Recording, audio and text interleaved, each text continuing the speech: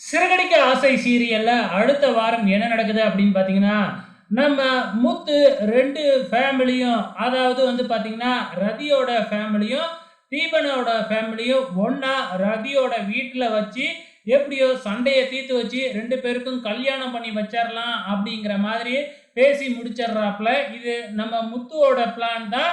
So முத்து என்ன பேசினாரு, எப்படி 2 குடும்பத்தையும் சமாதானப்படுத்தினாரு அப்படிங்கிறத எபிசோட பார்த்தா தான் தெரியும். ஆக மொத்தத்துல 2 குடும்பமும் சமாதானமாயி கல்யாணம் பண்ணி வச்சிரலாம் அப்படிங்கிற மாதிரி போயிடுறாங்க.